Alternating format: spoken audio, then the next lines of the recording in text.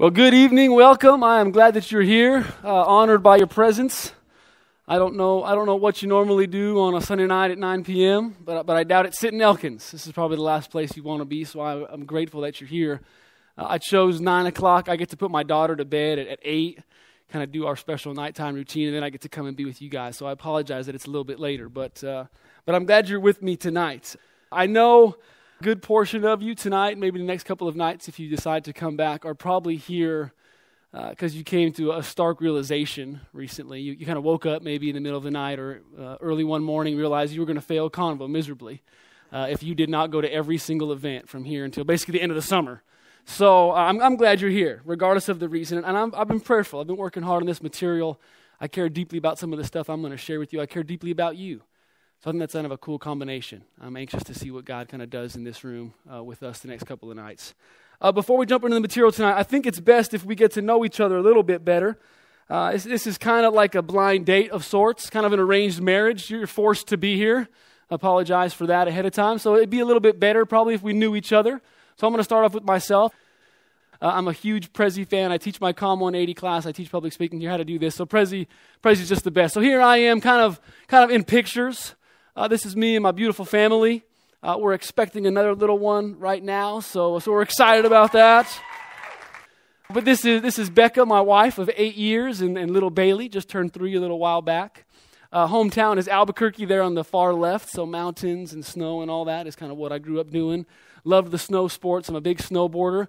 Was a huge Peyton Manning fan. Not exactly sure anymore what to do about that, but I'm still going to cheer for him. A little torn right now about the Denver Broncos thing.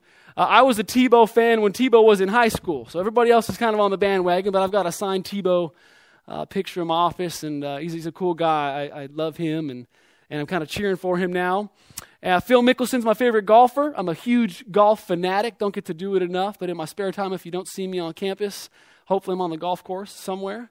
And then I love to preach. It's just a gift of mine, and I hope that it's something that's valuable to people that hear it. But I'd love to do that. And then this is my dream car. So if these lessons deeply impact you and you want to say thank you,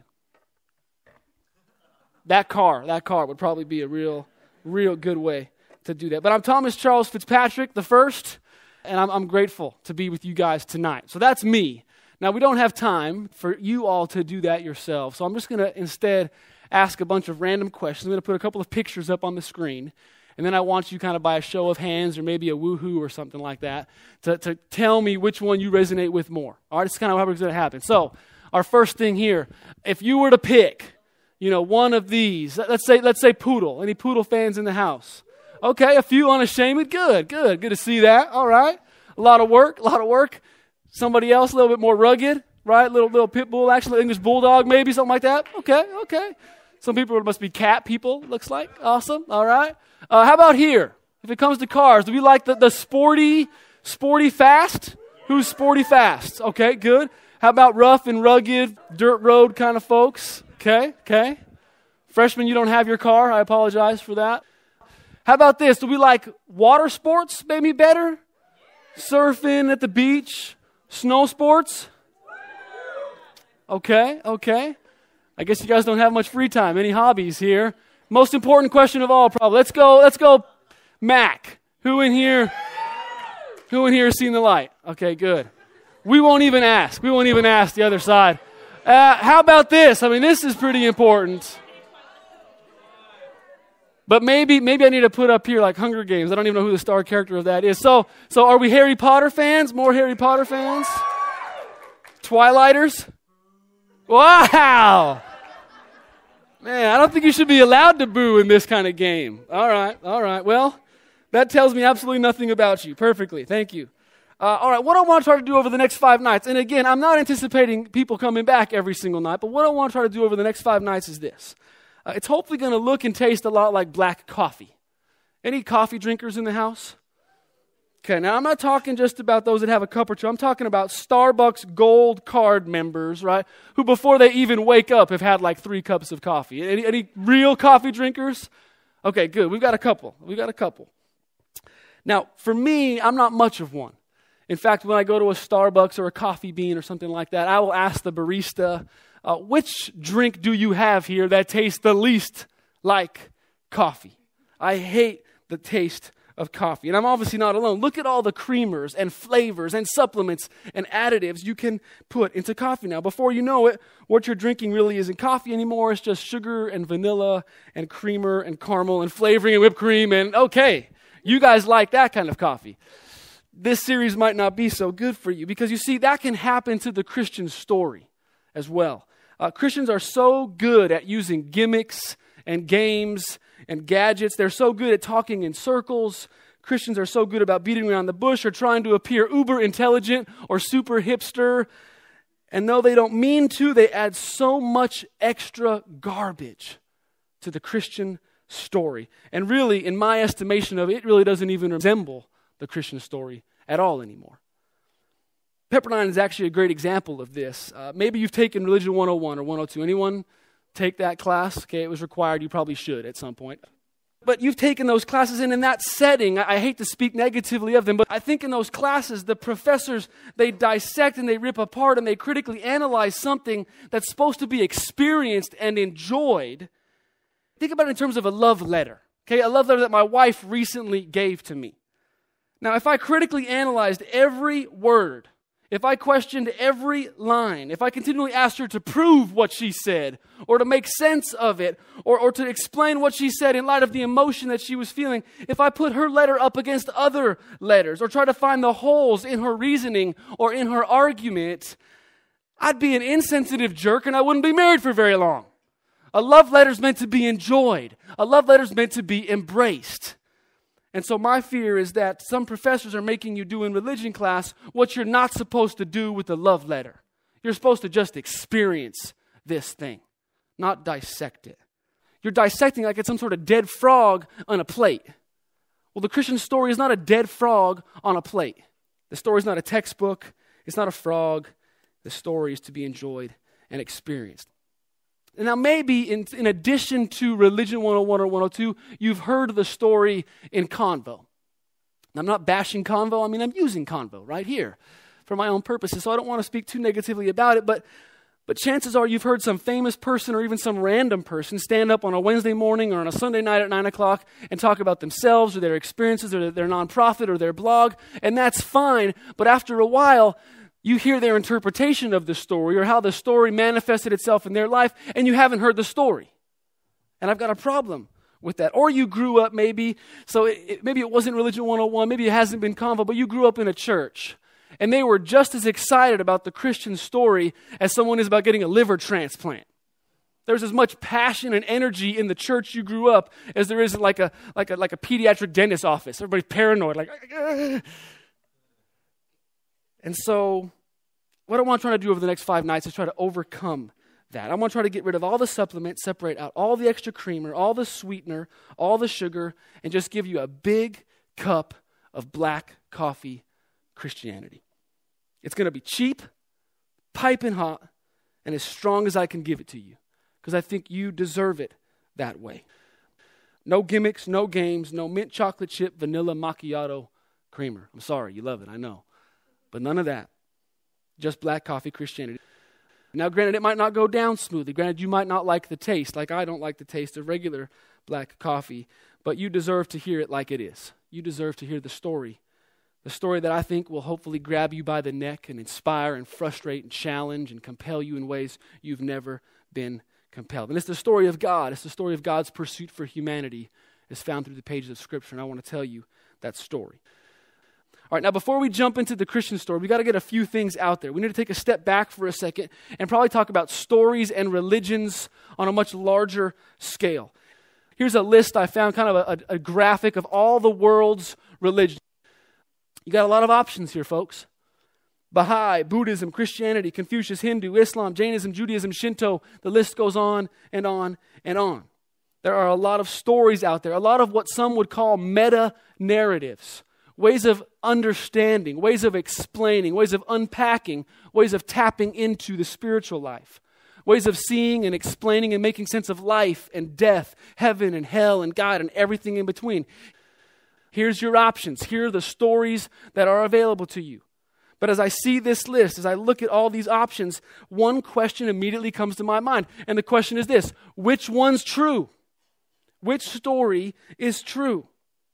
Maybe you've asked that same question, maybe not, but out of all the options that are available to us, out of all the stories out there, which one is true? Which is most dependable, most reliable, most trustworthy?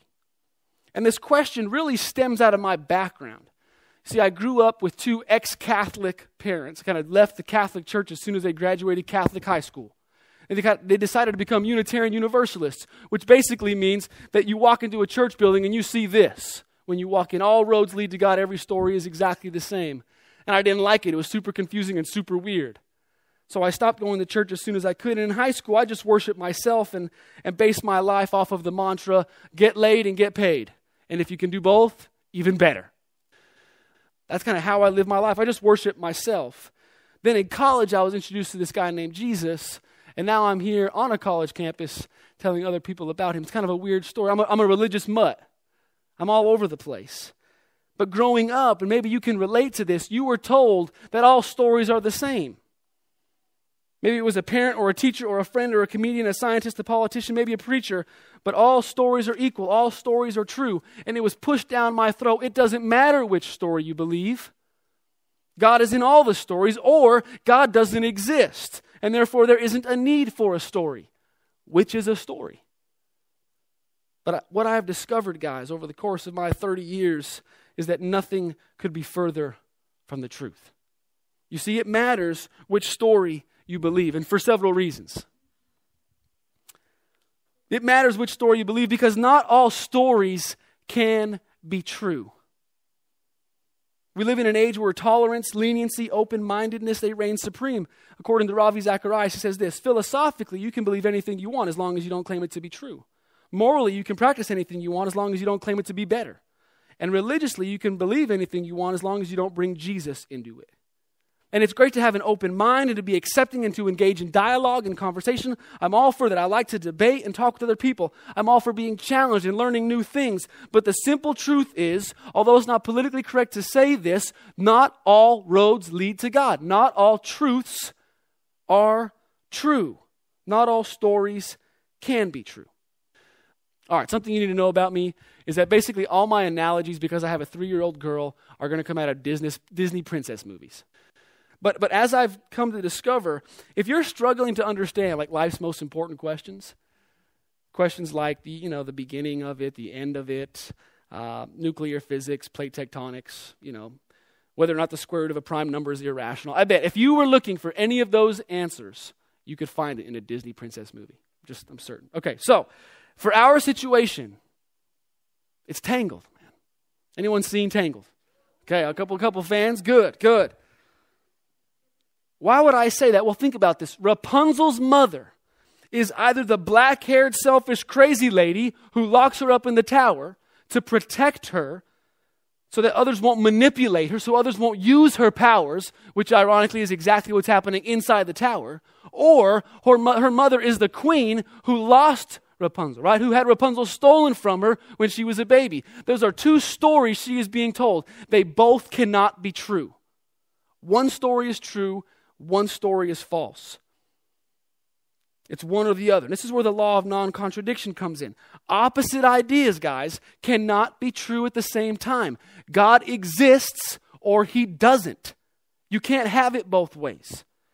Jesus is God or he's not. Plain and simple. Heaven and hell are real, or when we die, we die. There's nothing else. Those are your two options. They can't both be true at the same time. Do you understand that?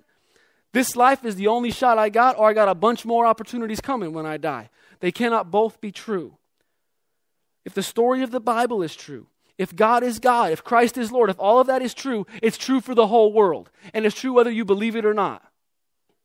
You may not like it, you may not agree with it, you may not follow it, you may not be transformed by it. You may have written it differently if you were the one writing it. You can still call yourself an atheist. You can still call yourself a universalist. You can call yourself a pink unicorn. You'd be wrong. Because truth is truth, regardless. There's one story, and one story is true, not all stories. So I think it's so foolish when somebody says, man, all roads lead to God. My response to them is, have you ever traveled down any of those roads? Because they are so radically different. One road doesn't believe in God. One road thinks you are God. One road believes in thousands of gods, and one road thinks that roads are an illusion. Not all of those roads are leading to the same place.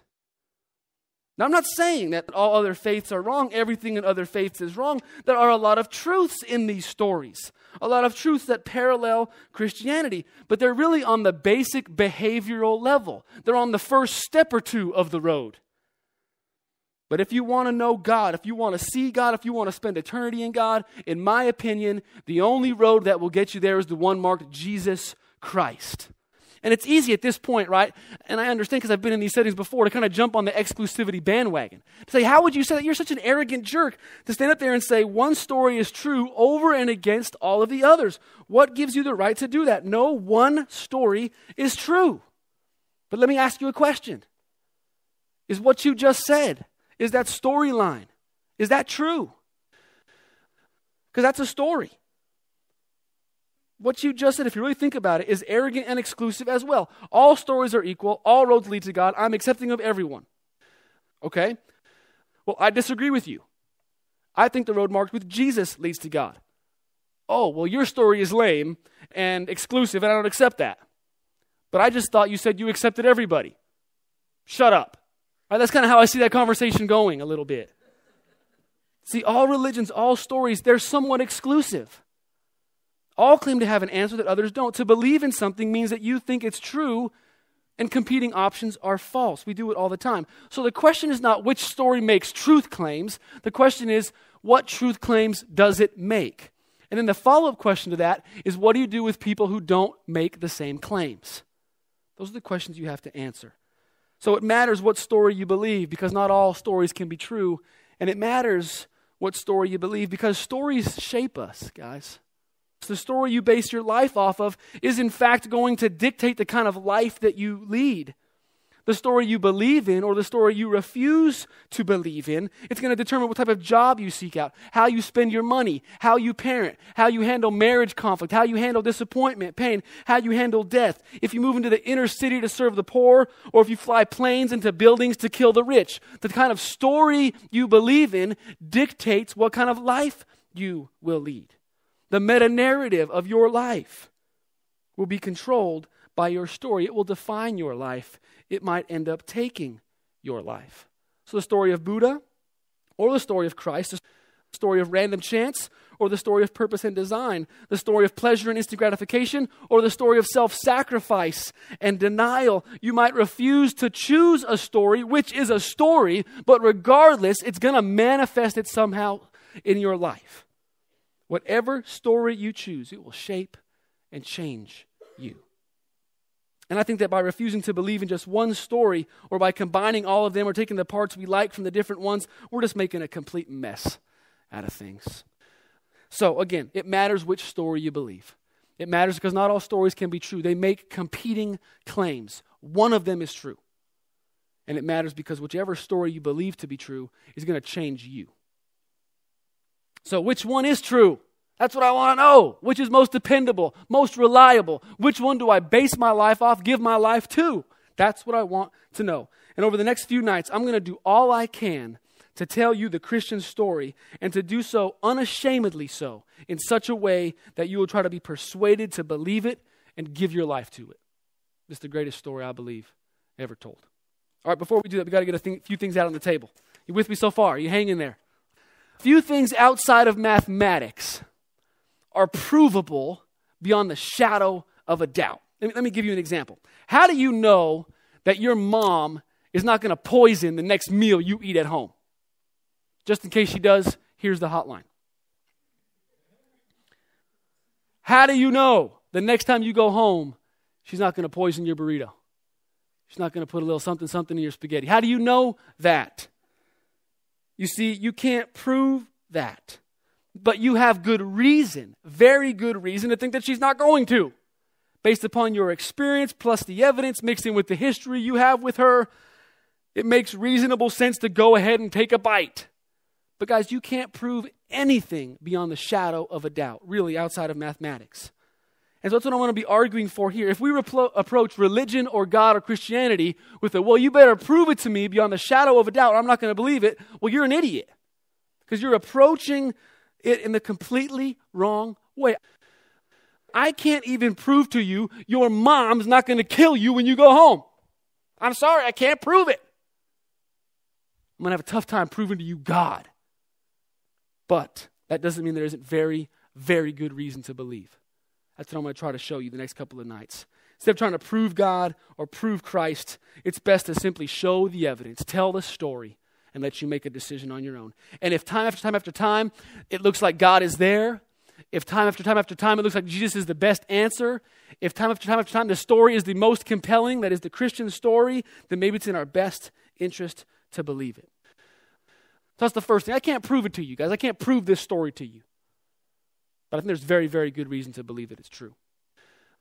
And the second thing is this. It's important to know that I come from this worldview. I believe in this story with all of my heart. And I know there are some tonight even that do not believe that. They don't share that. Either lack of exposure to it, overexposure to it, the hurt and pain caused by it, confusion and emptiness as a result of it. I understand that, and I want to be sensitive to you. I want to relate and connect to you, but I don't want to beat around the bush either. I don't want to try to make everybody happy or comfortable over the next couple of nights. Francis Chan says it this way. Let's say we're about to jump out of a plane over the Pacific Ocean. And I look over at you and you got on a Hello Kitty backpack. I'm going to say something to you. Yeah, I don't think that's going to work, friend. Well, it doesn't look very different from your backpack. All packs are the same. Don't judge me. No. You see, the parachute I have on my back has been professionally packed with a life-saving device inside of it. You have on a little girl's backpack. The truth is the truth. Your pack is not the same as my pack. I care about you. I'm deeply concerned about you. That's why I want to share this stuff with you. And again, I want to try to give it to you straight. Black coffee Christianity. All right, we don't have a whole lot of time, so let's just kind of go into this. I'm pretty confident you're not going to come back for all 5 nights. I hope that you will. There's little cards in the back if you want to kind of know what the whole story is. But let me give it to you right now in its entirety, just in case you don't come back, because you need to hear the whole thing. And then if one part intrigues you, if one thing kind of stands out to you, then come back for that night. Here's what it is, the whole story. If God is God, and if Jesus Christ is Lord, if he has control over all things, then 3 things are true for us. For those that believe in those first 2 tenets. And those 3 things are this. There is complete forgiveness and redemption of all the broken and sinful things in your life and in this world. In addition to that, what else is true is this. Your life and your purpose on this earth are more significant than I could ever begin to tell you. In addition to that, this third piece is true as well. You are promised and guaranteed an eternal destiny in God's glorious new world. That's it. That's the story. Black coffee Christianity. And maybe you're thinking, that's it? Well, stick around for the next 5 nights. Come back. Because I want you to see that these 5 elements are more than you could ever want, ask, or handle. And again, because our time is limited, let's just go ahead and jump into the first one. Let's talk about God being God. Here's the question we need to wrestle with tonight. Is it more reasonable to believe in God or not? I mean, when I ask you to believe in God, especially the God of the Bible, am I asking you to believe in a fairy or a leprechaun or a little man with hairy feet who lives in a place called the Shire? Is that what I'm asking you to believe? Now, some of you believe that last place actually exists, so that might be a bad analogy. But is this God thing just one big lie? Is it one big delusion? Is it the opium for the masses or the crutch for the weak? That's the question we have to answer. Now, there are many who would argue, myself included, it actually takes more faith to not believe in God than to believe in him. The biblical narrative, the story of the scriptures begins with what words? In the beginning, God. That's how the story begins. It's all about him. He exists. He is real. He's the one behind it all. He's the uncaused caused, the immovable mover, that which exists outside and independent of everything else. He has the power and ability to simply speak, or maybe as C.S. Lewis would say in the Chronicles of Narnia, to sing creation into existence. It's about him. He was there when nothing else was there. But I'm just not sure, as I was thinking about presenting this information to you, that it makes a hill of beans good to stand up here and say, the Bible says God exists, therefore you should believe it. I'm not sure if you trust the Bible. I'm not sure if that's a strong enough argument. Why does the Bible say that? Would it just make some outrageous claim and then not defend itself? Would there not be any other evidence for that truth? So I know I'm going to upset all the philosophy majors in here tonight, which actually isn't a very hard thing to do. You talk to them for a few minutes, you make them mad, pretty much. I recognize that I'm a lightweight. I'm out of my league. I'm out of my area of expertise. But I think tonight, for the God is God part, I want to lay out for you some of the most compelling reasons you need to believe in God. And if you don't believe in Him as a result of these things, you need to give an explanation for why these things are the way they are. Your story needs to encompass and be able to explain all of this stuff. If this stuff makes you totally excited or totally frustrated and pissed off, go find Dr. Caleb Clanton in the philosophy division. File all complaints with him. Now, again, it's not as if I thought this up on my own. There are a ton of experts out there that are concluding there are 4 significant reasons to firmly believe in the existence of God. These 4 reasons serve as legs of a table, if you will. They give us the strength and the stability, the support to then lay a foundation of everything else on top of. And these are the 4. Let's talk about each of them quickly. The first is this is the beginning of the universe. In philosophical terminology, it's explained in this way. Whatever begins to exist, like this chair, whatever begins to exist has a cause, has a beginning. The universe as a whole, as seen through a ton of different things, the expansion of it, the heat of it, all these different things. Again, way outside my area of expertise, but it's provable that the universe has a beginning. It hasn't been around forever. It's not eternal. The universe started at some point. And everything that started at some point had a cause, had a reason for it to start. And so therefore a lot of people will say that reason, that cause is God. And here's why. The thing or being that caused everything else, it has to be a couple of things. It needs to be outside of time, outside of space, and powerful enough to bring it all about. And so a lot of folks will say, well, man, that sounds like a recipe for God. It had a beginning. It hasn't always been around. Something started it. What would be powerful enough, knowledgeable enough to start it? A lot of experts are saying it'd have to be God. That's the first leg. Again, you might not believe that. Here's a little picture. It began. It's on a watch. It's not eternal. Okay. Secondly, the universe's fine-tuning defies coincidence and exhibits the handiwork of an intelligent designer. Basically, let me explain it to you this way. Life as we know it balances, lives on a razor's edge. There are all these factors that if they were just off, just a little tiny bit, the slightest degree, life would not be possible. Let me give you a couple of examples.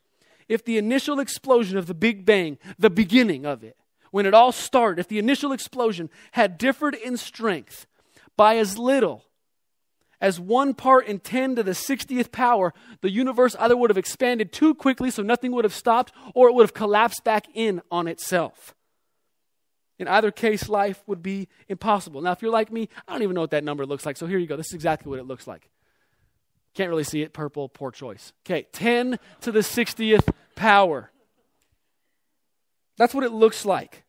If it were off the slightest degree, life would not be possible. And the likelihood of it falling into place just like this is astronomically absurd. And guys, that's just one example of hundreds. If the neutron were not exactly 1.001 times the mass of the proton, all protons would decay into neutrons, or all neutrons would decay into protons. Either way, we'd be in trouble. If the earth were not perfectly tilted at 23 degrees, not plus or minus any bit, but exactly 23 degrees, life would not be able to exist. If the world did not turn exactly at 1,000 miles per hour, but were off by just a few, either way, life would be impossible. If the earth's crust is not the exact thickness that it is, if it were just 10 feet thicker, that much additional matter would oxidize and all the free oxygen in the air would be gone, and again, we'd be in trouble. Are you getting the idea here? It's finely tuned. Life is perfect. As we go out to the farthest reaches of the universe, all the way into the smallest little molecules that man can see, we're seeing precision. We're seeing perfection. We're seeing design. We're seeing handiwork. Why would we see that? God, Now, there are plenty of people out there who disagree with that, and they would say the precision does not prove God. That their argument is that given enough time, enough adaptations, enough morphings, enough universes, enough whatever, you could possibly have that. Yeah, you're right.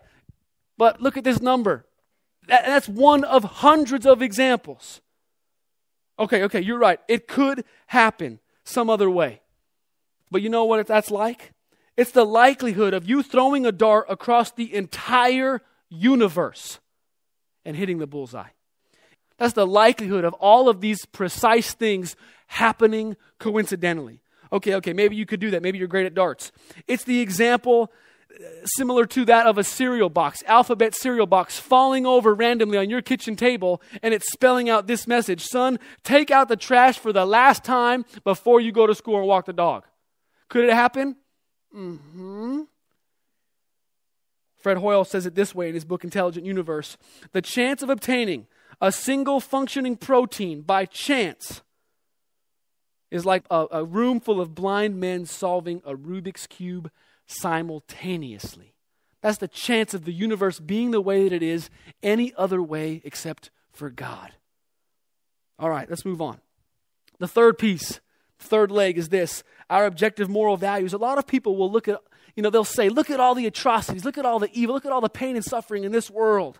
And although that is a reason to discount the existence of God, we're going to talk about that in a minute. If you truly think about it, though, the sheer fact that we're upset by this stuff, the sheer fact that we use that kind of language, the sheer fact that we call things bad and evil, regardless of where we live, kind of, in my opinion, actually proves and gives some really strong evidence for the existence of God. Let me give you a couple of examples here.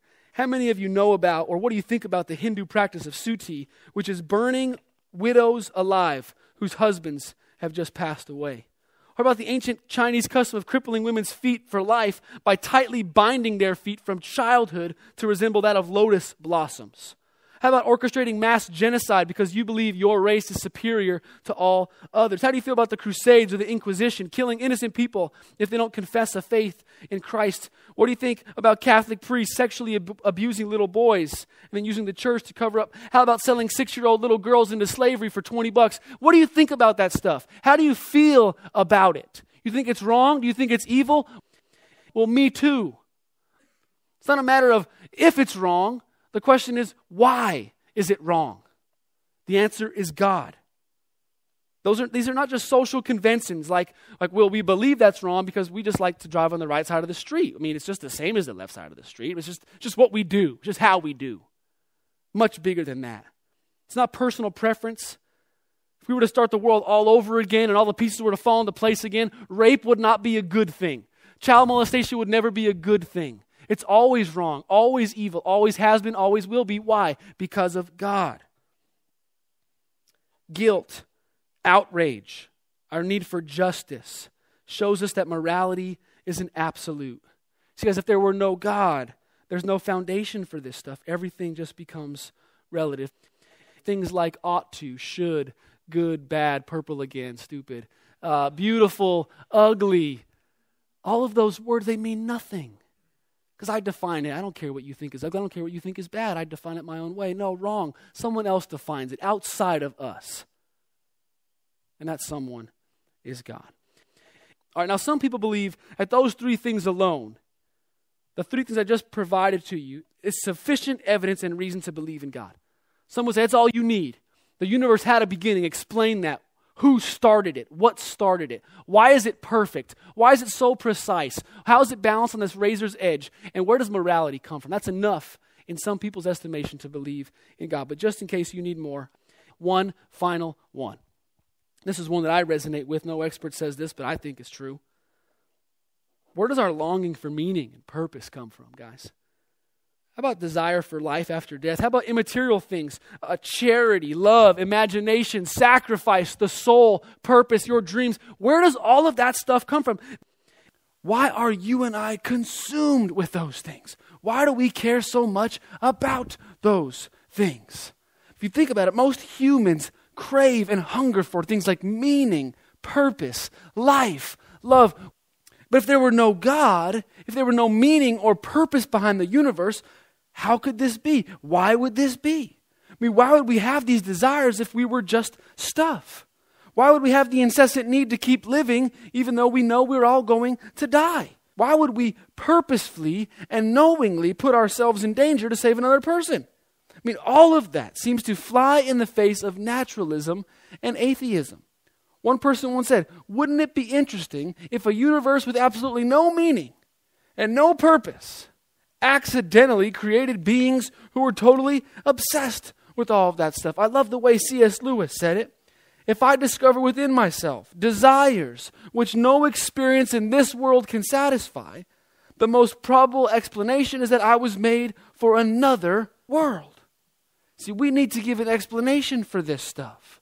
Like I said, dreams, desires, meaning, purpose, our hunger for life, immaterial things like charity, love, and imagination. I mean, when you can't sleep at night, typically you are thinking about one of those things. You're thinking about your future, what job you want, or who you're going to marry. Typically you're motivated by one of those things. Where do those things come from? Why do we have those things? And how come scientists can't measure, test, or duplicate those things? All right, let's stop there. Now, there are more reasons out there, a lot more reasons to believe in God, but I don't want to throw the kitchen sink at you tonight. If I did, I would look desperate. And in all honesty, I'm not desperate. Those four things, the universe's beginning, the fine-tuning of the universe, our objective moral values, and the longings of the human heart, all of those, they do not prove God's existence beyond the shadow of a doubt, but they do give a ton of good reasons to believe in Him. Now, I would admit that some might argue against this, saying that when it comes to things that we can't prove or know for certain, it's easy just to say, well, you're chalking all that stuff up as God because you can't explain it, because it's beyond your realm of understanding. But folks, why is that a bad thing? If it looks like a cat, if it smells like a cat, if it's as annoying and as dirty as a cat, it's not crazy to call it a cat.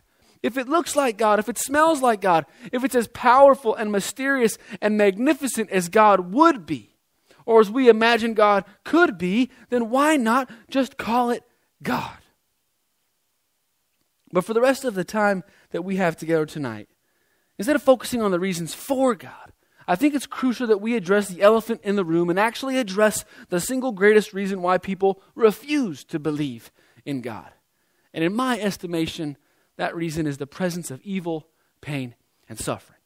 I think all the things that I just mentioned make a very strong case for the existence of God. But in all honesty, pain and suffering seems to make just as strong a case in the opposite direction. If you put them on the scales, some would say they balance out, or even pain and suffering outweighs all of the good. So even though I've been told not to go down this road, I want to quickly try to address this particular issue.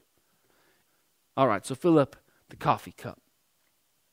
A lot of people say that evil and suffering discount God's existence. They somehow prove that He cannot or does not exist. And although emotionally speaking, it is hard to reconcile and deal with all that stuff, especially as Christians who believe that God is all-powerful and all-loving, I believe there's absolutely no reason to think that evil disproves God's existence or even disproves His love or His power. Let's try to break it down as simply as we can here. I believe the problem of evil, at least intellectually speaking from a Christian perspective, can be addressed in and through the following tenets. And some of this stuff is based on some material I read from Ravi Zacharias. First is this: God's the author of life. Based on all the things we just mentioned, the universe, the beginning of it, the perfection of it, the morality we find within it, the human desires that we have within it, based upon all of that, we can reasonably conclude that He is behind it all and He made it all. He's the designer, the creator, the author. And if and when you come to believe that, well, then it's safe to assume that just like every other book, there must be a script to it, a plan, a flow. And according to what God has revealed to us, the point of the whole script, the reason He wrote the book in the first place, is so that you would come to know Him, so that you would come to know the author. You see, people naturally tend to assume that if God exists, then His purpose is to make us, to make all of humanity, all of the world, happy and comfortable. That the book or the story that He wrote, it's all about us. It's all about our health and our wealth and our happiness. And the author of this book better make sure he includes that in the book. It's all about us. But you see, that message doesn't preach, guys. That script can't be read in places like Darfur or Sri Lanka, in places where people are starving and dying, in a place where words like fun and happy and comfortable, those words don't exist there. And if it doesn't exist in places like that, well, then it shouldn't be preached anywhere. You see, God is not interested in making you fat, happy, lazy, and apathetic. God's interested in each and every one of us knowing Him. And that's not because God is needy or narcissistic or selfish, as if God were up in the heavens pouting, come on, just be my friend. Would you please just click accept on my Facebook invitation? Be my friend. Please, I need you. Oh, and by the way, if you're not my friend, if you decline my invitation, I'll hurt you. I'll make your life miserable. No. If God is the greatest good, if He's the best thing for me, the only place I can truly find life, then why wouldn't He? Why wouldn't we expect Him to constantly draw my attention back to Himself? See, if God didn't make it all about Him, then He'd basically be forcing us to always settle for lesser things. He's the greatest good. He's where I find life. He's where I find happiness. He's where I find contentment. So I would hope and pray He would always make it all about Him. I was once asked the question, and it really stuck with me ever since. Does God need us to believe in Him? Does He need us to affirm Him or praise Him or believe in His story? Does He need us to do those things, or does He allow us to? See, if God is God, and if His story, if the Christian story is the true story, then I think He would be giving it to us, not for His benefit, but for ours. See, God is not less or smaller, depending on whether or not you believe in Him. It's like the Grand Canyon, for example. John Piper describes it beautifully. It's absolutely breathtaking whether or not you have seen it or believe it or understand it. And your lack of appreciation and awe says a heck of a lot more about you than the canyon. See, you're not hurting the canyon's feelings when you just stand up there and are rather unimpressed and go back to the car. No, you're just looking like an arrogant, insensitive, blind fool. The canyon is amazing. The canyon is breathtaking. It doesn't need your affirmation to make it such. But when you affirm it, you're changed. You're different as a result. We need to understand that God is not a little puppy gnawing at our feet, trying to get our attention. We get to believe in God. God has allowed us to know Him. He has invited us into this story, to be a part of the story. He has invited and allowed us to have relationship with Him. So the question then becomes, what type of relationship does He want to have with us? How and in what ways does He want to relate and connect and know us? Does He want dogs that just do what they're told to get a treat? Does He want robots that are programmed to obey and serve and have really no other option? Does He want slaves who are forced to do things? And that brings us to our final point tonight. From the first page until the last, God has made this relationship all about love. And not love like I love la salsa taquitos, which I do, but sacred love, sacrificial love, selfless love, reverential love. That's who God is. That's what He's all about. And thus, that's the type of relationship that we're supposed to have with Him.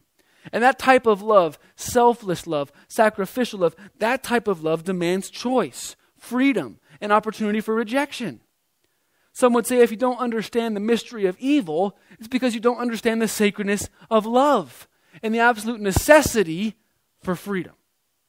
If God gave humans free will, the ability to choose love, to choose to worship, to choose to follow, instead of robotically programming us to do so, the fact is it's logically impossible for God to give us a choice and then prevent us from making the wrong one. So you can't just say, well, if evil exists in the world, then God cannot. On this side of heaven, the potential for evil is inextricably connected to the nature of love. But some would argue at this point, and rightfully so, because I'm frustrated as well, when people just chalk up evil and pain and suffering to free will. Well, it's just free will, it's just part of the equation.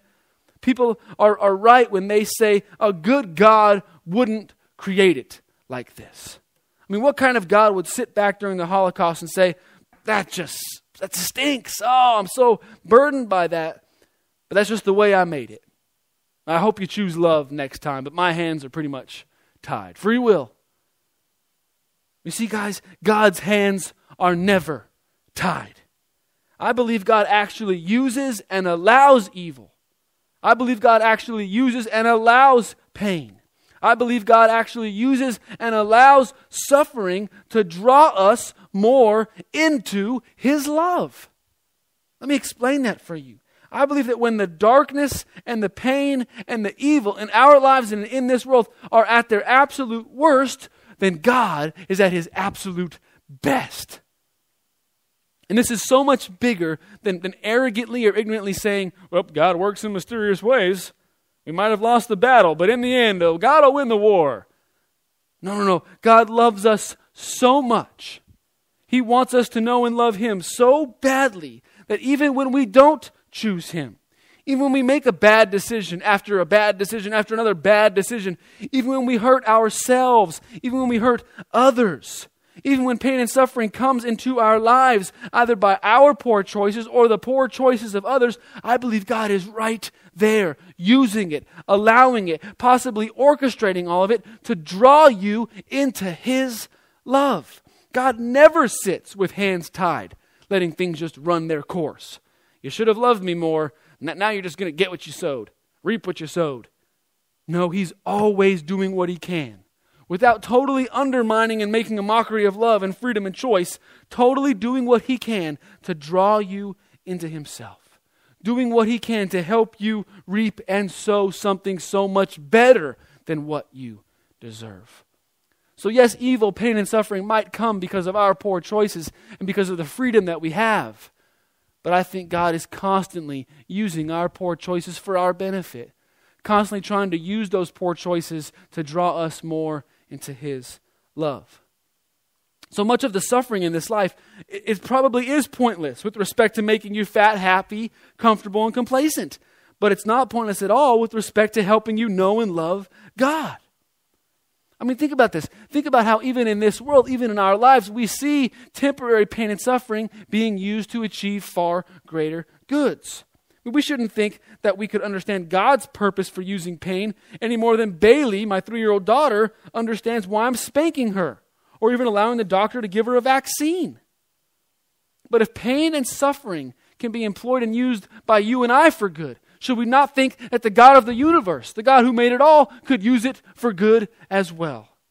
Could we not think that pain and suffering could be employed and allowed by God as part of the equation, because through it, and for some reason through it alone, we are awakened from the numbing power of pleasure, and we actually come to know, trust, and love God? If that is true, if God can use it for good, then I would say He's justified in using it. The Bible would suggest, as would thousands of testimonies, that the temporary sufferings of this world are insignificant to the eternal reward and relationship that can be gained as a result. And don't for a second think that God is somehow caught off guard or thrown for a loop by evil. On the cross of Jesus Christ, God not only experienced more pain and suffering than anyone else in all of history. See, unlike us, He doesn't talk about or theorize about evil. He personally experienced it. And as He experienced it, as He personally went through it, He showed us that He has no equals. That He and He alone has the power to use His enemies and evil and pain and suffering to achieve His own good purposes and to demonstrate to this world His indescribable love. So love without choice, without freedom, is not love. But a God who can't use poor choices to bring about love, in my estimation, is not God. So people tend to argue that evil, pain, and suffering are the main problem facing Christianity, but I would argue the complete opposite. Outside of Christianity, you don't really have a legitimate solution to the problem and existence of evil. See, without God, without an all-knowing, all-powerful, all-loving being who not only allows evil, pain, and suffering, but who has personally experienced it and who can actually use it against itself for His good purposes and pleasure, then the problem of evil is very real and very hard to deal with. If you don't have a God like that, then you really do have a problem with evil. You see, I think atheists have a real problem on their hands when it comes to evil.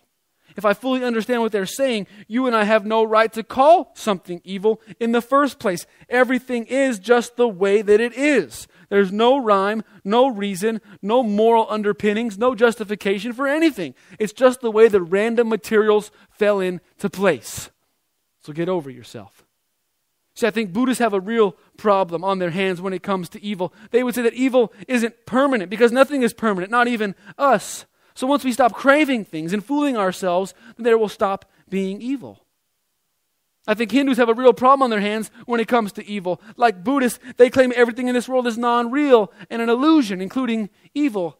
Somehow suffering is a part of the eternal cosmic cycle. Suffering in the present life is the natural consequence of past lives' ignorance and the current life's ignorance, and thus it needs to be endured without questioning. But folks, try offering any of those solutions to a mother who just buried her daughter. Try comforting her. Try speaking truth to her through any one of those worldviews.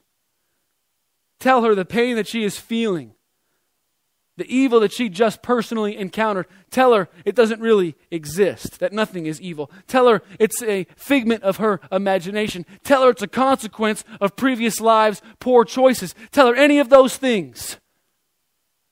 And I don't think you're going to offer any hope or comfort or peace. In fact, I think you're going to offer her just the opposite. But in stark contrast to those views, to those options, the Christian message recognizes evil. It recognizes it as real, as painful, and ugly. And yet as somewhat necessary to a much greater purpose, and something that God Himself has the power and ability to overcome and use for good. Tell that mom that yes, there is evil. It hurts. I would prefer for there not to be, but somehow this evil is being allowed by God for a greater good. That for the sake of love, for the sake of people knowing Him, somehow her daughter's death can be used for good. Now, it's not a squeaky clean argument. It might not really encourage her, but that's a much better option than acting like evil doesn't exist or saying you're ignorant because you're experiencing it. Okay, so chapter 1 of the story is all about God. That there is a God we can see and know and experience through the Bible, through creation, through the universe, through our morality, through love, and yes, even through evil. And again, I do not think that we've sufficiently proven God's existence beyond the shadow of a doubt tonight. But I do believe that belief in this God, belief in this story, is not as foolish or immature or ignorant as some might like you to believe. And if you don't believe in this story, well, then I would ask, which story do you believe in? And does your story make sense of all of this stuff that we talked about tonight? If not, I think you need a new story. So what is this God like? That's the question that I ask now. Okay, so He's out there, so He exists. It makes sense to believe someone made this. Someone's behind all of this. What is this someone like? Well, join me tomorrow night as we try to answer that question, as well as the question of who in the world is this Jesus guy. Let me pray us out tonight.